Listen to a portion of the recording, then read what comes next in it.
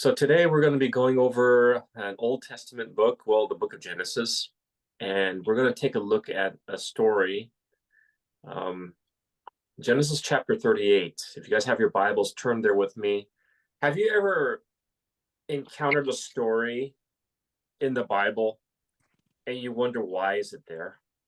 It's like really out of place and it seems a little shady.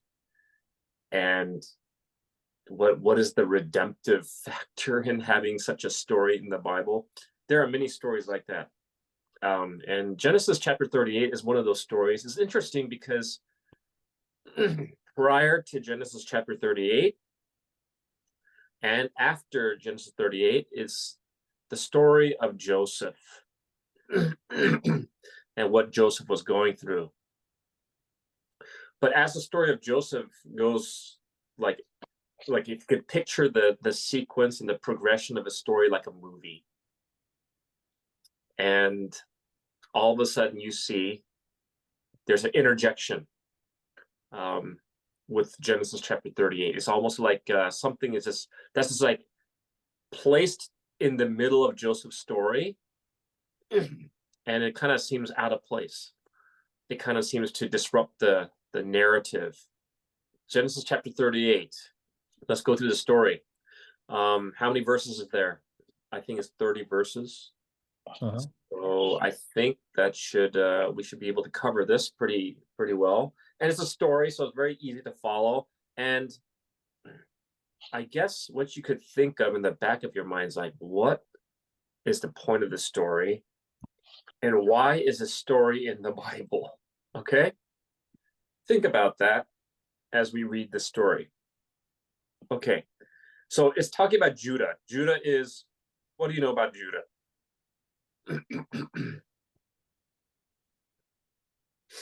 What do you know about Judah? Who is Judah?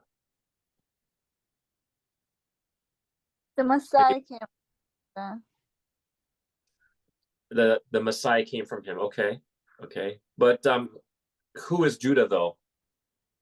He's the son of Jacob. Son of Jacob, one of the 12 sons. Yeah. Okay? So this just providing that context for those who may not be familiar with the Bible, or those who are watching or those who are listening. If you're not familiar with the Bible, we just want to provide some context there. Judah was one of the sons of Jacob. There's 12 sons. Out of the 12 sons came the 12 tribes.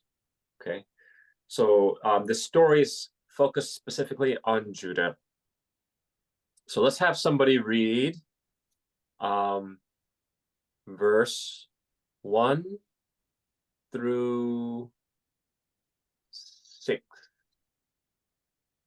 6? 1 through 6. Okay, I can read that. Thank you. It came to pass at the time that Judah departed from his brothers and visited a certain Adulamite, whose name was Harare, and Judah saw there a daughter of a certain Canaanite, whose name was Shehuah, and he married her and went into her. So she conceived and bore a son, and he called his name She conceived again and bore a son, and called his name Onan. And she conceived yet again and bore a son, and called his name Shelah. He was at Chaldes when she bore him. Then Judah took a wife for his firstborn, and her name was Tamar. Okay, thank you. Are you guys following the story so far? Yes. Okay. So Judah, what happens? Judah, he comes to visit his friend, and then he sees a daughter, a Canaanite, that he took her and, of course, went in unto her. In other words, he saw a certain Canaanite just like Esau did, and he, casting all restraint of religion, married into a Canaanite family. And although it doesn't say that, it says he went into her, but of course that just kind of gives you the ultimate outcome of being married. That's what happens. And so as a result of this, the Canaanite daughter, she, by the way, she's nameless. They don't have a name for her. No, Oh. it says right there. The Yeah, it name says is- Shua. Yes, Shua. So I'm sorry. Sure, Um, okay. But it's not her, actually. It's she's the daughter. She's a daughter of the Canaanite named Shua. Okay, so it's not, her name is not Shua. If you read verse 2 carefully, Judah saw there a daughter of a certain Canaanite. So she's a daughter of a certain Canaanite whose name was Shua. Okay, and so Shua was the father of this daughter. So her name is nameless. Okay, all we know was that she was a Canaanite daughter of Shua. Okay. All right. So, and then she conceived. How many sons did she bear? Judah. 3, right? 3. 3. That's what I count as well. Okay. And the names of the sons are Onan and Shelah. Okay. The names are interesting. If you actually look up the meaning of names, names have specific meanings behind them. And the name it means awake. Awake. Onan means strong. And Shelah means a petition. And so here are these 3 boys that were born to Judah. And then verse 6 says that Judah took a wife for his firstborn, whose name was Tamar. So of course, from verses 3 to 5, and you jump to verse 6, you see a passage of time has happened, because after the firstborn, was born, right away, verse 6, it jumps to him getting married to Tamar. So there's a passage of time, a long portion of time that has passed. Okay, so what do we know about who married Tamar? Let's read verse 7. Who'd like to read that for us? I can read. Thank you. But was a wicked man in the Lord's sight, so the Lord took his life. Until which verse? So let's just pause right there, and then I'll have you continue, Alina, after we discuss this. So what happened here? What do we know about based on he was wicked. He was a firstborn, and he's described as wicked. And he was wicked in the sight of the Lord, and so wicked, in fact, that the Lord slew him. Okay, so that's pretty serious if the Lord had intervened that way. It's pretty serious, and it seems to imply that was always, or perhaps he had a propensity towards wickedness, which the Lord slew him as a result. And this happened before Tamar could be with child. So now that's very interesting. Alina mentioned earlier that from Judah, the Messiah would come. So maybe the Lord saw, and I'm just kind of thinking, okay, I'm not saying this is what it is. Okay, I'm not saying that this is, set in stone, but maybe the Lord saw in the wickedness in him, that he was so wicked that he was unfit to be the direct ancestor to the Messiah, Christ himself. I'm sure there's many other factors, but I'm just thinking that, knowing what we know, the little details that we know, and we're piecing it together, that's perhaps, something that you can think about, consider. Okay. And Alina, why don't you read verse 8? So the firstborn dies. The Lord slays him because he's wicked. Now, verse 8, what happens? Then Judah said to Er's brother Onan, "Go and marry Tamar, as our law requires of the brother of a man who has died. You must produce an heir for your brother." Okay, and why don't you continue? Okay. But Onan was not willing to have a child who would not be his own heir. So whenever he had intercourse with his brother's wife, he spilled the semen on the ground. This prevented her from having a child who would belong to his brother. Okay, so this is very graphic, right? Very graphic, and you're wondering, why is the story in the Bible, right? I mean, what version were you reading, Alina? I'm reading Living Translation. The Living Translation? New Living. So the New Living Translation? Okay. Yeah, so that one's very very detailed. So there's no confusing language like the Shakespearean English. So it's pretty clear what happened. So we see the second born Onan, right? He is to produce an heir for his late brother and as he's doing the deed, right, instead of copulating into her, he spills it on the ground. Like he doesn't fulfill the duty that he was called to do. Okay, and you may be wondering, why is that? This is so strange. But the custom back then, they said that there's cases where the deceased brother, if he died without children,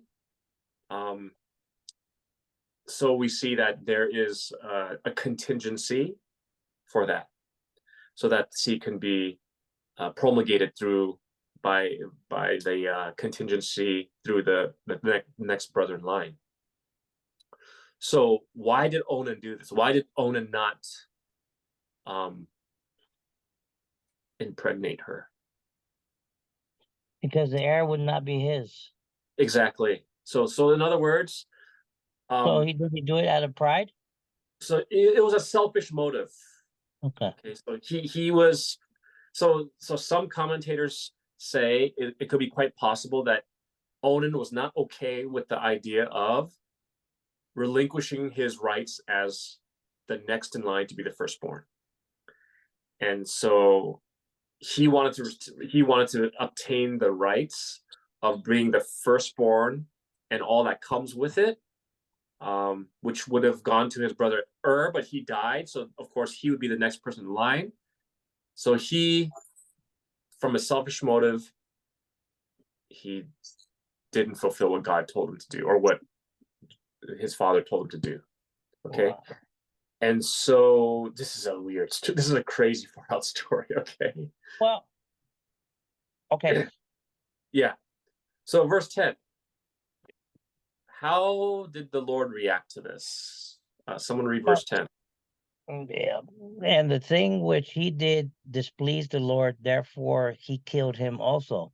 Okay, so this is crazy, right? So the Well, I firstborn mean, but by this point, yeah, you better do what the Lord says, no? yeah, right. Yeah, so gets killed because he's wicked. Second, Onan gets killed because he displeased the Lord by the very act of doing what he did in the previous verses, right? So, so if you think about it, how did this displease the Lord? He engaged in sexual activity with Tamar with no intention of impregnating her, but instead purposely prevented her from conceiving for foul, selfish motives, selfish, self-serving motives. And so firstborn dies because of Tamar. Secondborn Onan dies because of Tamar. He has one son left. And then verse 11, what does Judah say? Then Judah said to Tamar, his daughter-in-law, remain a widow in your father's house till my son Sheila is grown. For he said, lest he also die like his brothers. And Tamar went and dwelt in her father's house. Okay, so what is Judah saying for Tamar to do in the wake of not just one, but two sons that died? So What- the third brother was really young, not fit to have marital relations with Tamar, and he Mhm. just please wait until he'll mature. Yeah. So wait till he grows up, and then I'll give him to you, right? Rocking the cradle, you know. And so, and notice what he says. It's kind of telling what Judah, how Judah words what he says. He says, "Lest peradventure he die also, as his brethren did." And Tamar went and dwelt in her father's house. So Tamar had to wait for the last born, who was still a youth, to grow up with the possibility of having his child. But apparently, Judah, like Jacob, who lost his son Joseph, and how did Jacob react to that? How did Jacob respond to the loss of Joseph? I mean, he tore his garments. He mourned. He was very distraught. He was very, it was earth shattering for him. But how do you respond after that, after the mourning and stuff like that? He was protective over Benjamin. Yeah, he became very overprotective of his surviving favorite son, Benjamin. And so, it's interesting that Judah words it this way. He says, lest peradventure my youngest one die also, as his brethren did. So, think about it. If you're Judah, right, can you help but think this way? I mean, picture yourself as Judah. Your first son dies because of Tamar. Second son dies because of Tamar. Of course, they did evil, of course. It's not because of Tamar, but somehow the association with Tamar led to the deaths of these two of his sons. And so the correlation cannot be denied, right? You're saying, my first son just died. And in quick succession, my second son died, right? So if you're Judah and you're seeing this happening, not once, but twice, what could you assume will happen? Yeah, he's going to run out of sons. He's going to run out of sons or lose them all, right?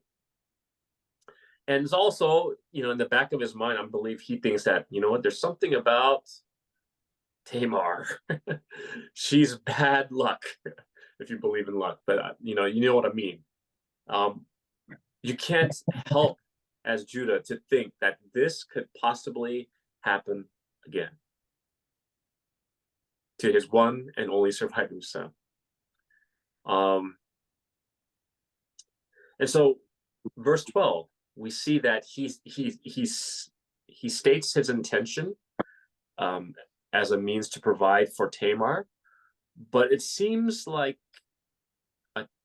some time, quite a bit of time passed, and you'll see why. Verse 12. Can someone read verse 12 through 14? Well, some years later, Judah's wife died. After the time of mourning was over, Judah and his friend the Adulamite went up to Timnah to supervise the shearing of it. Someone told Tamar, "Look, your father-in-law is going up to Timnah to shear his sheep." And verse 14. Tamar was aware that Sheila had grown up, but no arrangements had been made for her to marry him. So she changed out of her widow's clothing and covered herself with a veil to disguise herself. Okay. Then she said beside, this is a long verse. Then she sat beside the road at the entrance to the village of Anaim, which is on the road to Timnah. Okay, sorry, I didn't know that you were still going. Yeah, it's worded differently in the New Living Translation, so that there's more details that they included there, which I appreciate. Okay, so what do you notice here? What are the details you notice that's happening here? Okay, the story progresses, right? What is Tamar's intention? What prompts her to do this?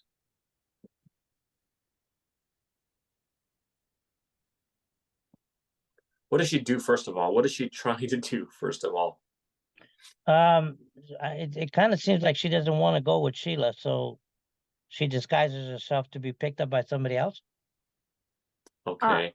And what I understood is that I guess she was a bit frustrated because Judah did tell wait until Sheila is gonna grow up, and she already understood that Sheila grew up and she's not summoned, and it's Uh-huh. probably Judah is being I don't know, parenting, and so I don't know. I personally, whenever somebody promises me something and not fulfills it, I'm Uh-huh.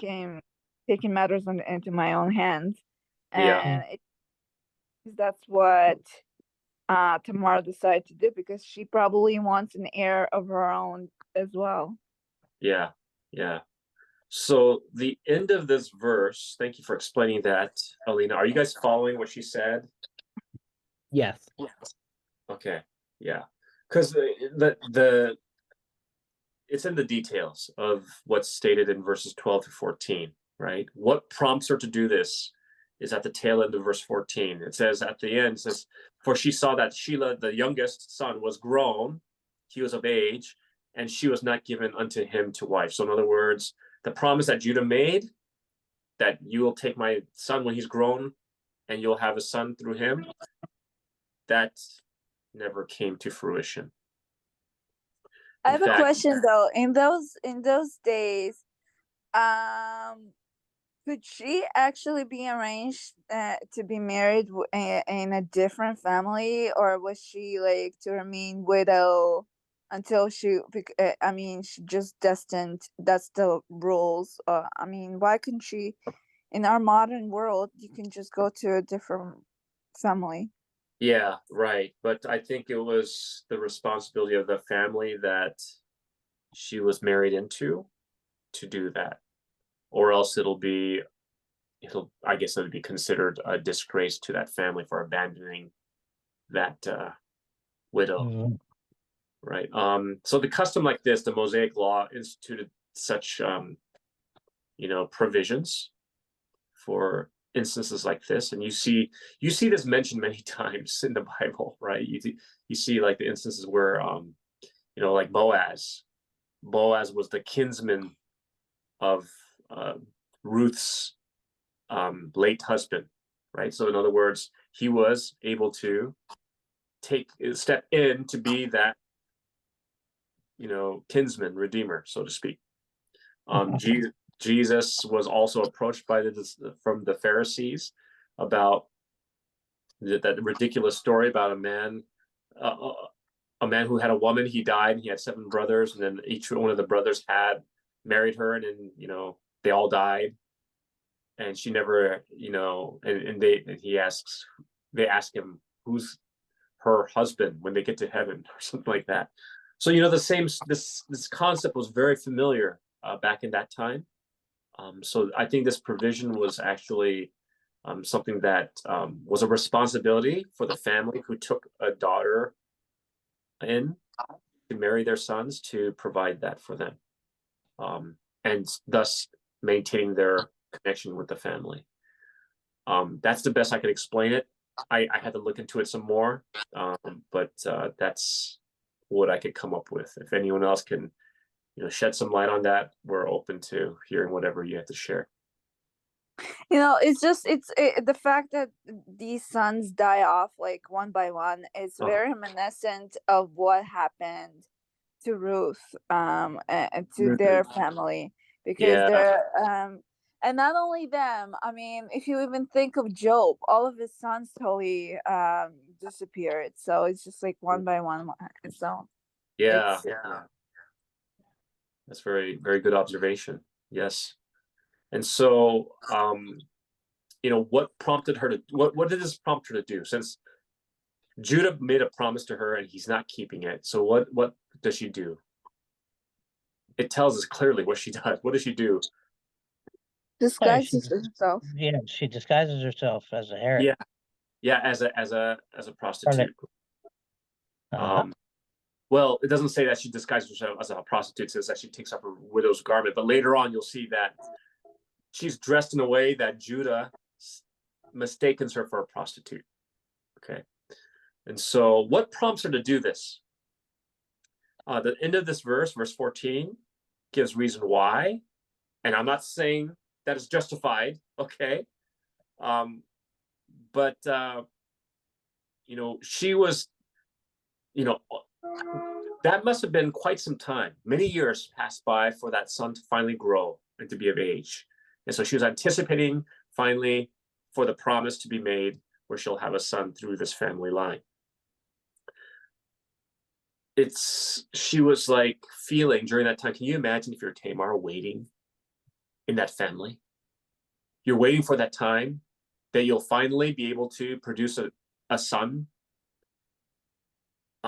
after your first husband died, his brother died, and now years are going by and finally he's of age. But even before that, how do you think she would feel while she was in the same household as Judah? Waiting.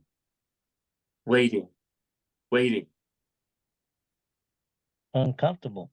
Yeah, uncomfortable, right? And over time, it was apparent to her that she was discarded. She was forgotten. She was perhaps even despised and rejected, seen as a bad luck charm. And she's probably getting older, and the biological clock is running out of time till she cannot conceive at all. And so this is what she does. It's not good to be in a position like that. Have you guys ever been in a house where you knew that the people there saw you as a burden? Can you relate to? Yeah. Or people, they're wondering when you're going to leave, or Yeah. they're so and so there. He's Very awkward. Yeah, very awkward. And Tamar, no doubt, must have felt that way. Yes or no? Oh yeah. Yeah, I mean, think so. even to the point to where she might have even had a really deep resentment, which Mhm. led to the actions that she decided to do.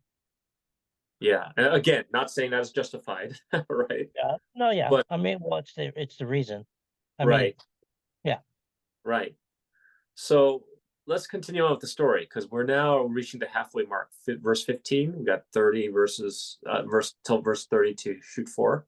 So let's read verse 15 through 18. Who could read that for us? When Judah saw her, he thought she was a harlot because she had covered her face. Then he turned to her by the way and said, "Please let me come into you," for he did not know that she was his daughter-in-law. So she said, "What will you give me that you may come into me?" And he said, "I will send a young goat from the flock."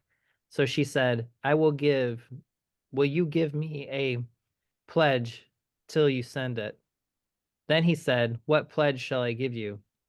So she said, your signet and cord and your staff that is in your hand."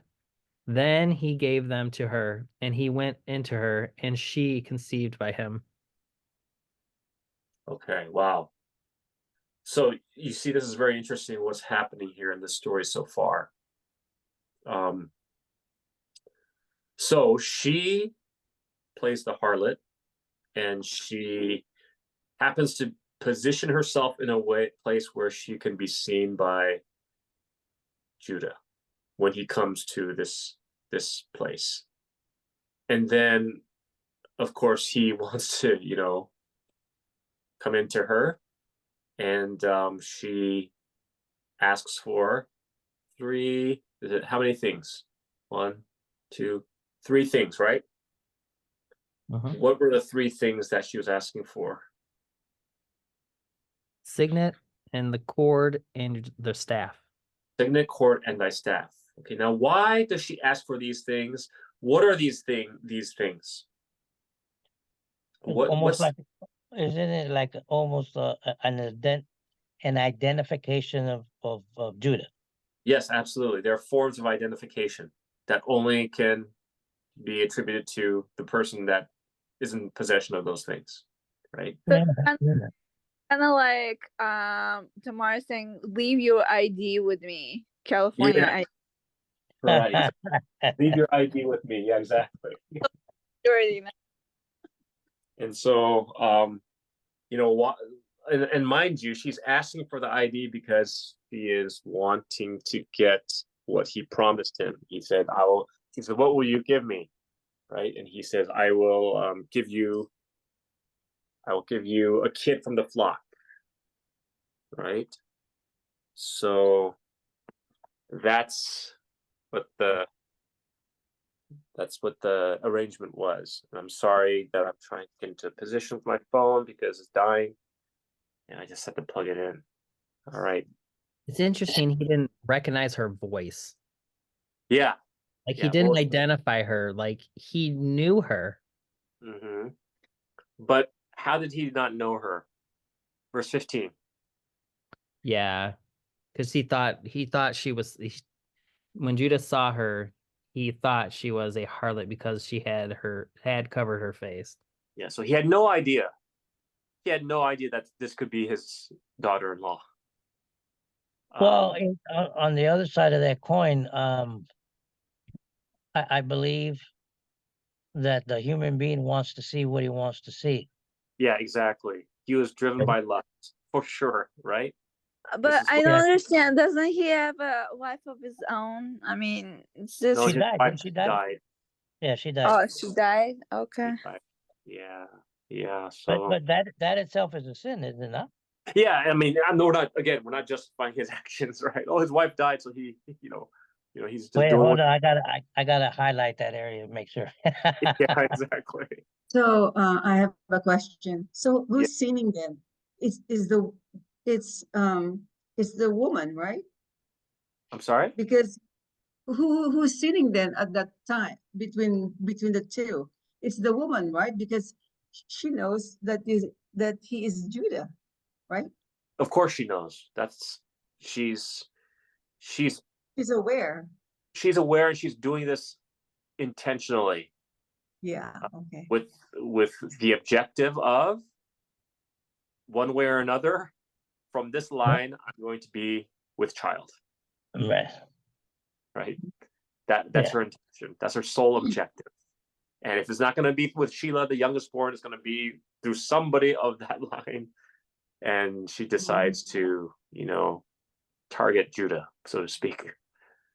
And so she asks for the signet, staff, and cord. Okay. And verse 19, and she arose and went away and laid by her veil from her and put on the garments of her widowhood. So now she takes the disguise off and puts the garments that she wore before. And verse 20, and Judah sent the kid by the hand of his friend the Adullamite to receive his pledge from the woman's hand, but he found her not. So he makes, it's interesting. He doesn't fulfill his promise to Tamar, but he's willing to fulfill his promise to this prostitute, right? And he comes back with the pledge that he promised her, a kid of the goat, to receive in exchange, his identification objects. But then he can't find her. She's not there. Verse 21, the intrigue continues. And then he asked the men of that place, where's the harlot that was openly by the wayside? They said, there was no harlot in this place. What? And he returned to Judah and said, I cannot find her. And also the men of the place said, there was no harlot in this place. And Judah said, let her take it to her, lest we be shamed. Behold, I send this kid, and thou hast not found her. So in other words, he's saying, let her keep what she has, or we'll be a laughing stock. After all, I did send her this goat, but you didn't find her. Sorry, there's a bug here. Got it. Okay. And so let's read verse 24. Who'd like to read verse 24? You'll And it notice came to this. pass, Go ahead. and it came to pass about 3 months after that Judah was told, saying, Tamar, your daughter-in-law, has played the harlot. Furthermore, she is with child by harlotry. So Judah said, bring her out and let her be burned. Mm. Wow.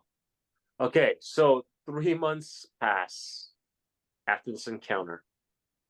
And then it comes to light that Tamar's pregnant. And there's nobody within the family that she got impregnated by. So they think.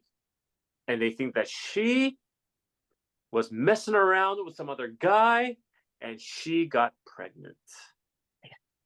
And now Judah, with righteous indignation, he says, bring her out and let her be burned. He was quick to carry out punishment, but it's interesting that Man. yeah, but he's just as guilty, if not more, isn't he? It's like the story of Nathan comes to mind when Nathan told David, exposing him as the man in the story that he was telling.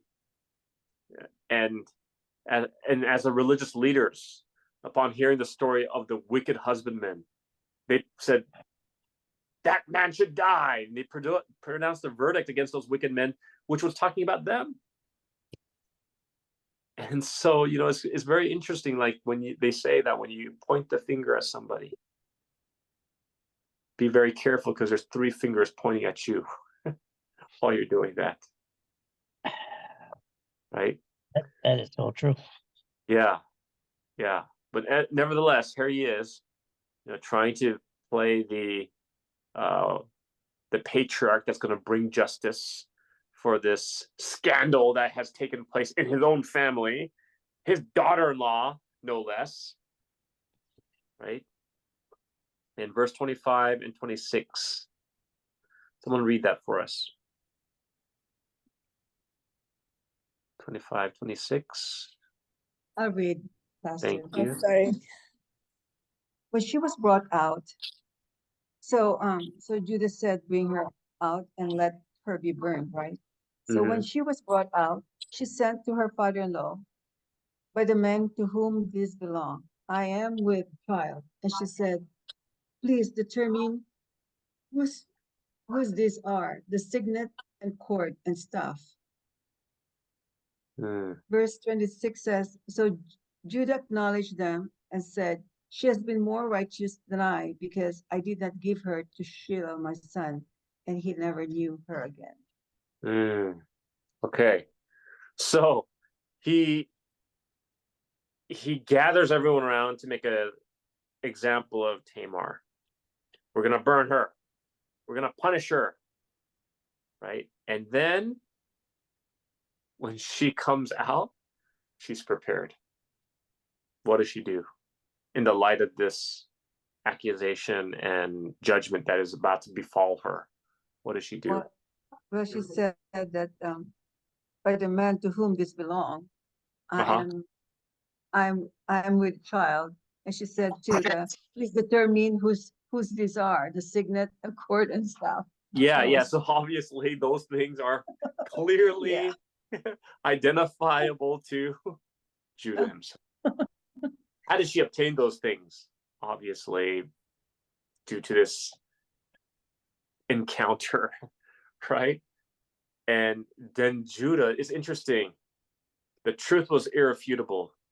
Judah himself understood that this came about because he was not true to his promise to Tamar, who lost her husband due to his wickedness, was not impregnated by Onan, the second brother, who withheld his seed, and number 3 was promised the youngest son by Judah, but ended up withholding his son from giving her children.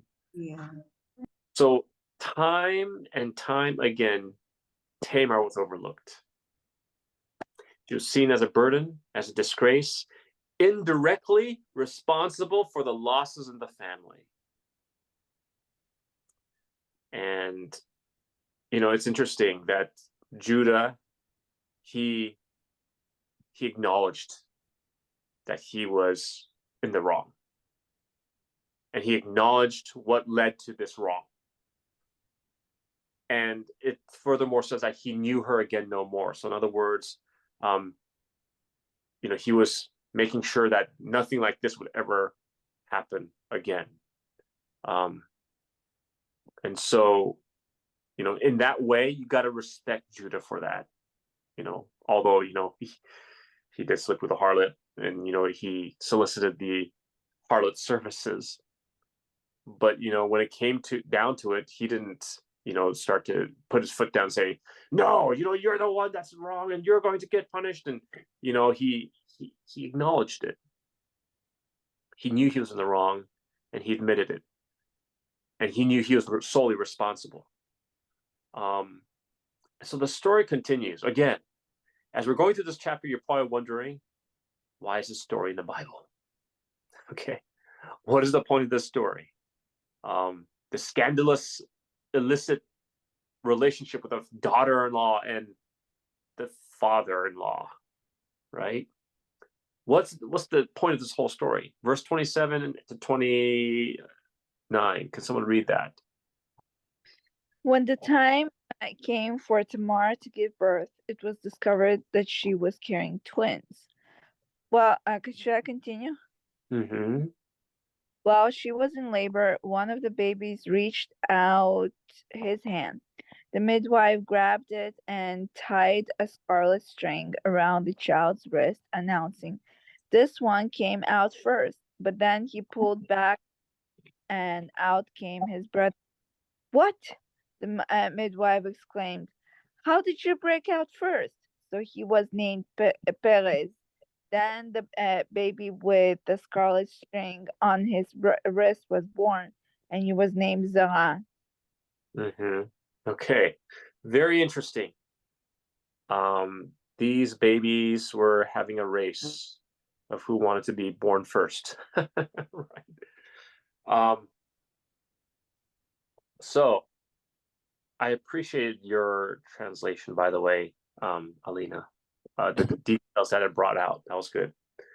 Okay, so we see that she has twins.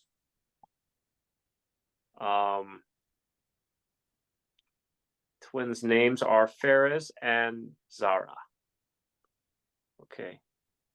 And who was born first? Paris. Paris. Personally, Zerah. Huh? I mean, first it was Zerah, but then Paratz pushed through, Uh-huh. and yeah. He came out first. Yeah. Zerah Overtook- came first, yes. Yeah.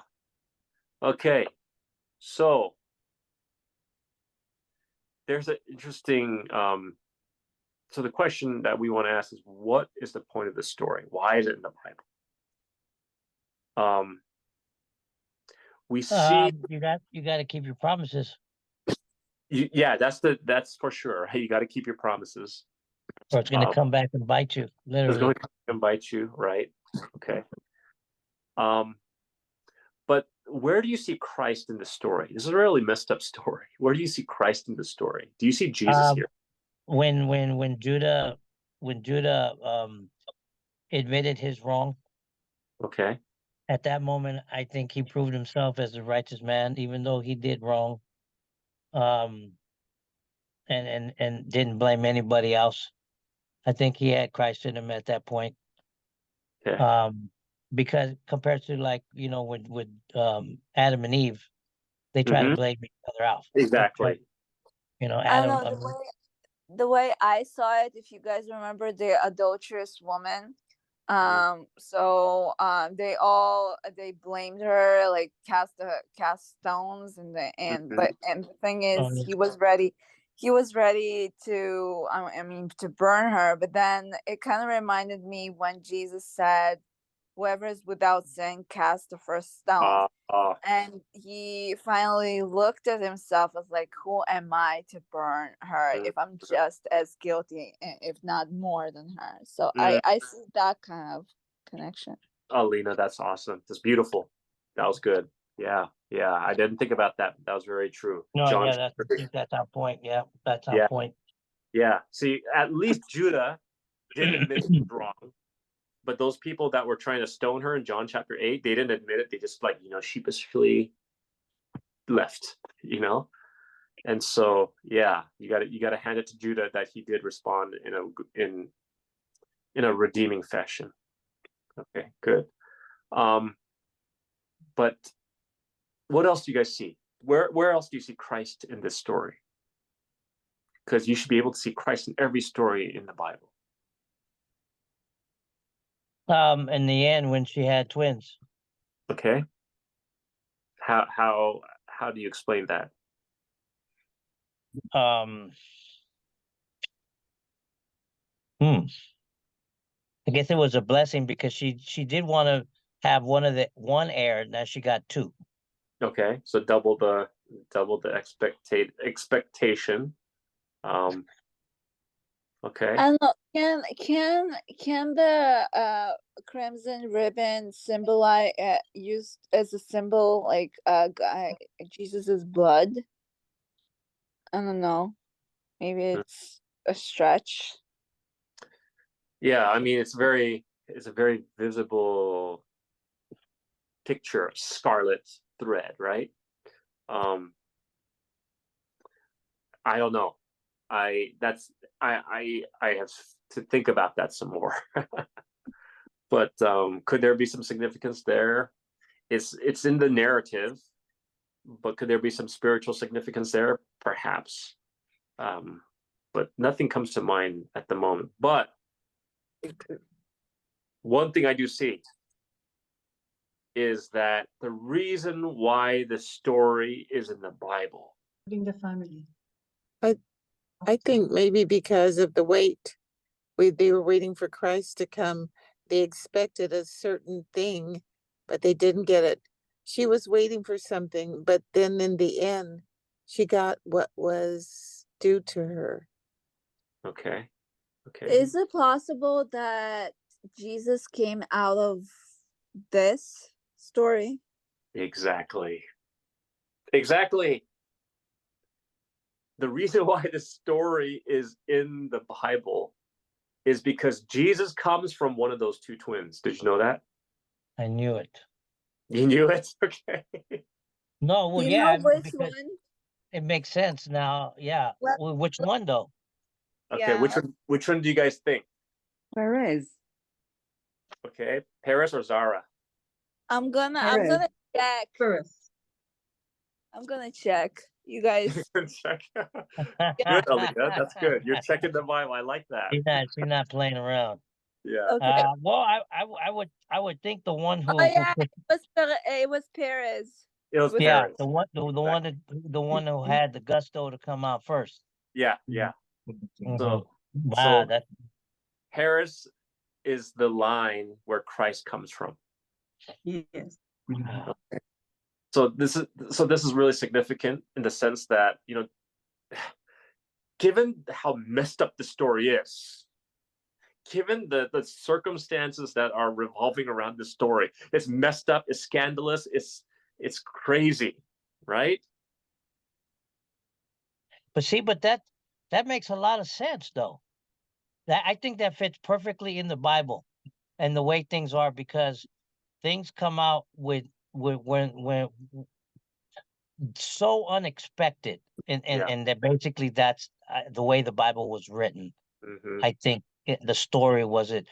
Because like when they expected Jesus to conquer the Romans, so they were expecting something else, and it was entirely different. And by you trying to control things, it'll come back around and play itself out the way they wanted it to, for Jesus for it to want it to be. I'm thinking it makes a lot of sense. It does. Yeah. It does. It does. It's like, I hear yes. you. I hear you. Yeah. But this is just one instance. Okay. This is just one instance of a shady background of a family, right? If you look at the genealogy of Jesus' ancestors, that includes some characters that are not worth bragging about, right? Moabite blood. Moabites were like totally like shunned by Jewish people. Like Jesus had Moabite blood through Ruth.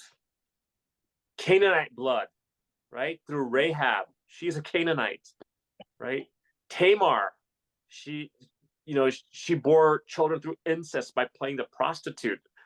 Judah, who actually solicited the services of a prostitute, right?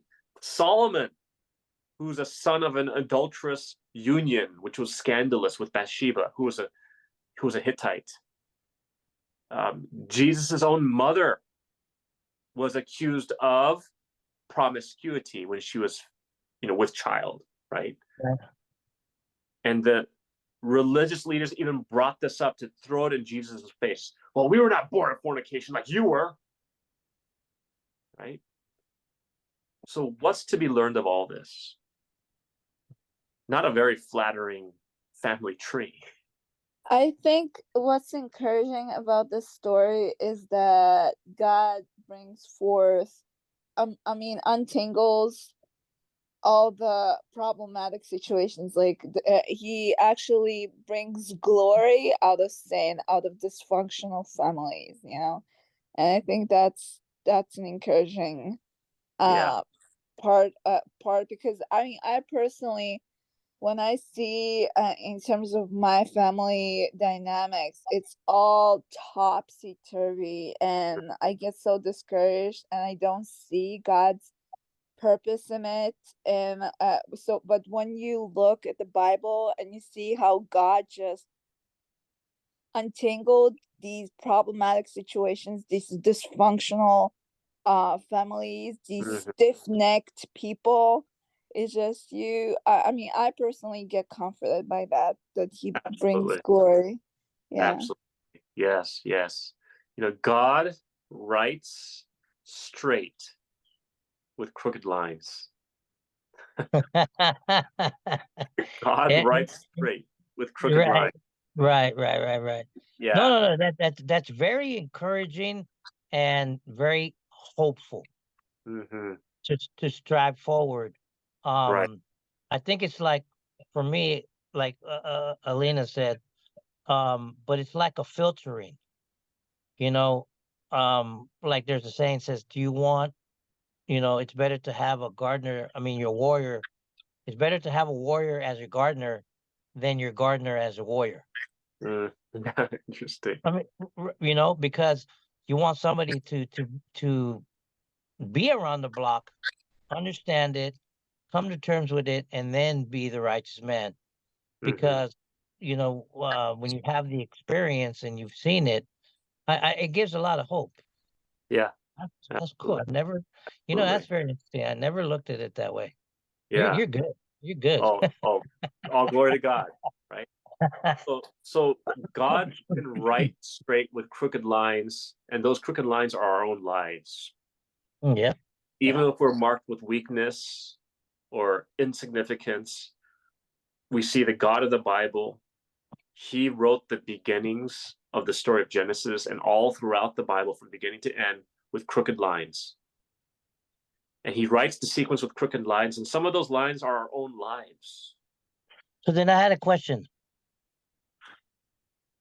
We see Christ in chapter 39.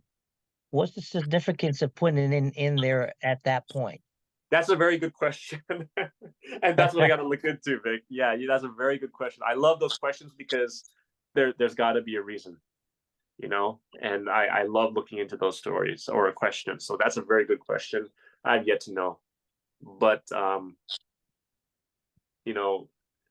hope that based on our study of chapter 38 today, how many of you guys have heard of this story before? You guys have all heard of this story before?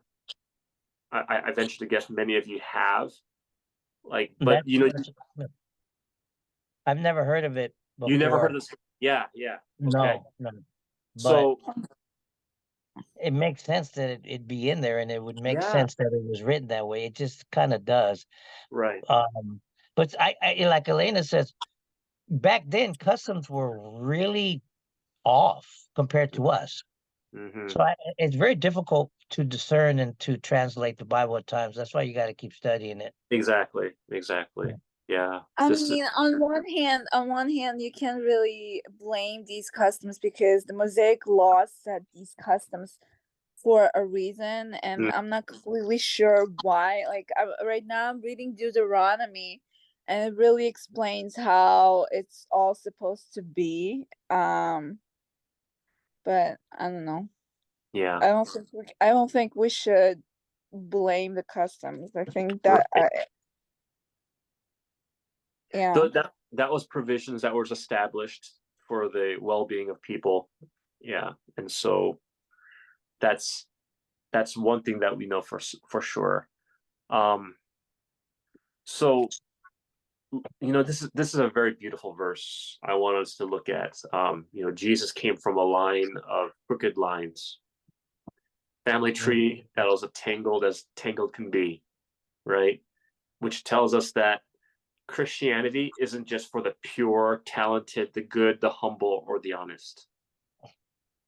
The story of Jesus was also written and keeps being written by the impure, by sinners, calculating schemers, by the proud, the dishonest, those without worldly talents. Nobody is so bad, so insignificant, so devoid of talent, or outside the circle of faith that he or she is outside the story of Christ. Hebrews chapter 2, verse 11. I want you to take a look at this. It's beautiful. It warms my heart after reading a story like Genesis chapter 38 and seeing why would Jesus come from that line. Okay. Genesis 2, verse 11. Genesis 2, verse 11. I'm sorry. Hebrews 2, verse 11. Oh, sorry. okay. Yeah, I was thinking Hebrews, but I said Genesis. Sorry. See, I'm a crooked man. See? Okay. 2:11. What? 690. Hebrews that? 2:11 said, "For both he that sanctifieth and they who are sanctified are all of one, for which cause he is not ashamed to call them brethren." Wow. This is talking about Jesus. Wait a minute, what chapter? Hebrews chapter 2, verse 11. Oh, right. We must give them more. Okay. For both he had who sanctified and those who are being sanctified are of one, for which reason he is not ashamed to call them back. Wow. That says it all, doesn't it? Yes. Yeah, that verse says it. So, yeah, he takes all comers, regardless. Oh, come as you are. Come as you are. Yeah, because he's the one that can make you sanctified. And you're one with him when you come to him, and he's not ashamed to call you his brother or family. You could say. Oh yeah, man, sure, man. You could run through a wall with that kind of stuff. Yeah. And if you look at verse 16 through 18, I'll read it for you guys. Just look a few verses down. It says, "For verily he," speaking of Jesus, "took not on him the nature of angels, but he took on him the seed of Abraham." And Abraham comes from the line of where Judah came from. Right? "Wherefore in all things it behooved him to be made like unto his brethren, that he might be a merciful and faithful high priest in things pertaining to God, to make reconciliation for the sins of the people. For in that he himself had suffered being tempted, he is able to succor them that are tempted. No. So don't let who you are or what you've done define you. But let God define who you are because of what Jesus has done, despite taking upon himself the seed of Abraham. Elnora? Okay, she muted. Okay, good.